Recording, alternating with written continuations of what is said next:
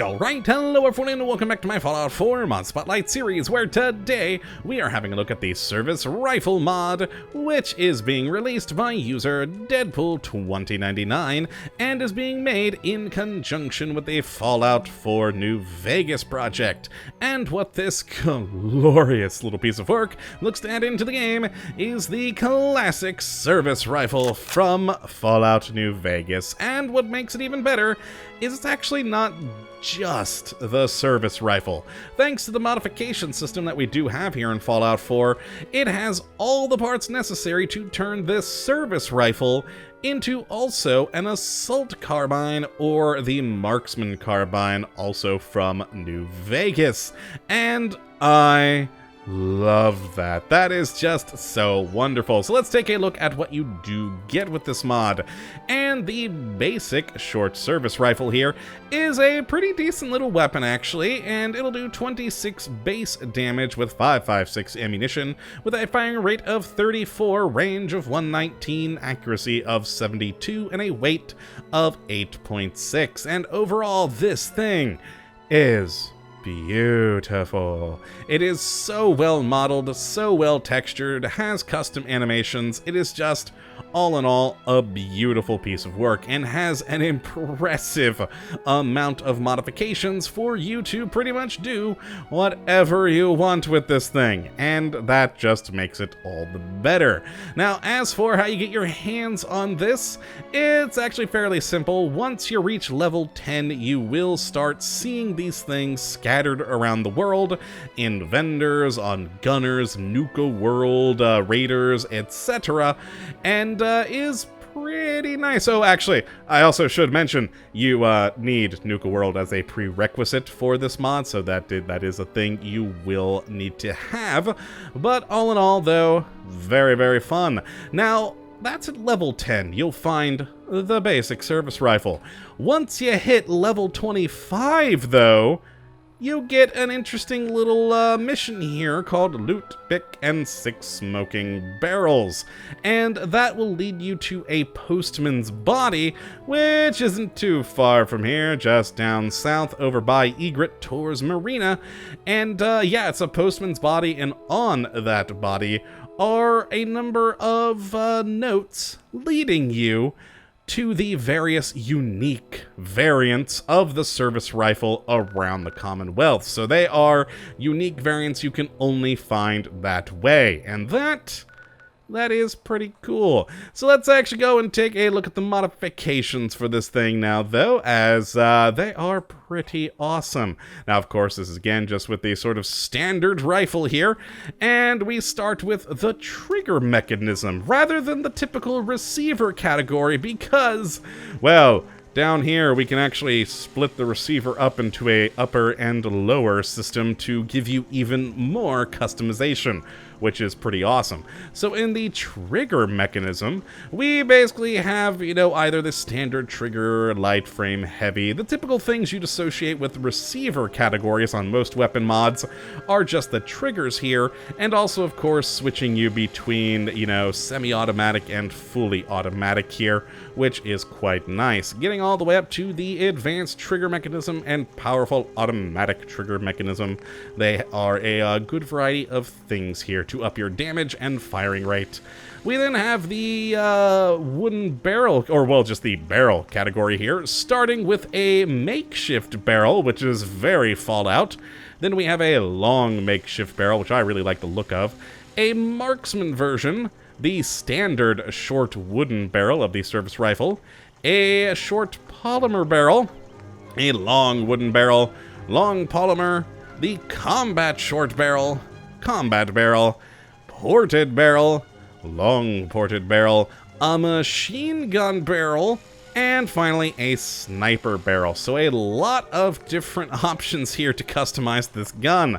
We then have the stock category going from a short to a full makeshift, makeshift light, makeshift recoil compensating, combat stock unfolded, the full stock, full polymer stock, marksman stock, recoil compensating stock, and finally the sniper stock. So whichever one you want to help with your various recoil needs. We then have the magazine category where we go from small, large drum, and the various quick eject versions of all of those, which is pretty cool. We then have the sights category, which in here we have either just the standard iron sights, short scopes, reflex scopes, your typical fare here for the various scope categories, and they are pretty darn nice to choose from, so you got a fair amount of selection here. We then have the muzzle category, where we have a compensator, muzzle brake, bayonet, a large bayonet, large serrated bayonet, and of course, a suppressor for your sneakier days. And then we have that receiver bit here, where we have the upper and lower receiver. Now in the upper receiver, we basically are, different damage categories, reduced action cost benefits here, superior damage, and things like that. And you can see that some of these upper receivers actually change the top from that sort of handle to a rail. And when you change to the rail, there is some slight variation on the scopes you can put on, but generally you're going to see about the same kinds of scopes, which is nice though to have that variation. But yes, you have between the two different styles and just the different ways of improving damage, criticals, etc. Very cool. Then the lower receiver, this is, wrong area here, accidentally went too far out with my tabs. With the lower receiver, this one, again, you're adding damage, improving armor penetration, but you're also changing ammo types. Moving from the standard 5.56, you can also change it up to a 5mm, a 9mm, and a 7.62 receiver, which really does up the damage and is beautiful. And then we have the sticker category, which is, stickers that you have to find the service rifle stickers for to use, but a large variety of them here to add a little flair. You got a Brotherhood one, Gunner, Minutemen, Nuka Cherry, Nuka Classic, Quantum, Railroad, and Vault-Tec. Of course, I do like that one for the nice blue lower receiver there. Very cool. We then finally have the last category, which is standard paint or flame hot rod paint. So, you can add some flames to your receiver, and that's just fun. So that is the various modifications, and with it you can make some fun stuff, like this ported, powerful automatic service rifle with a nice serrated bayonet and a big old magazine to lay down a lot of suppressive fire on your enemy, to a sort of makeshift-looking sniper rifle, actually doing a fair amount of damage with 7.62 there. Very fun. I actually think I made, 5mm. I changed the machine gun to here, and it's just wonderful. So let's go take a few shots with these and enjoy the beauty. And that, I just want to see that animation again. Look at that beautiful custom animation there, especially when you do pull it out. We clear the chamber. There we go. Good times. We have beautiful standard iron sights on these, and of course, some good shooting. So I'll be quiet so you can hear the shots.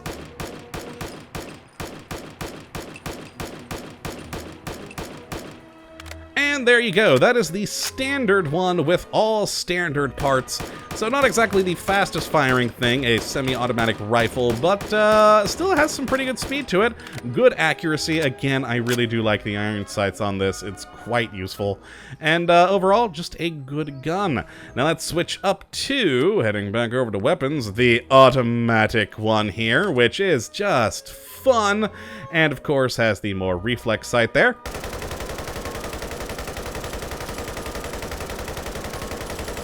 And there we go, we went through a 50-round barrel magazine, or drum magazine rather, pretty quickly.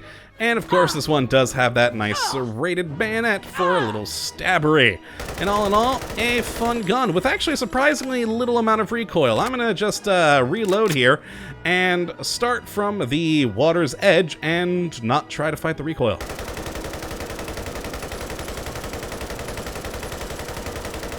So there we go. It took us 50 rounds to get up to those clouds. I mean, we've had guns on here that within 20 rounds put us like up here.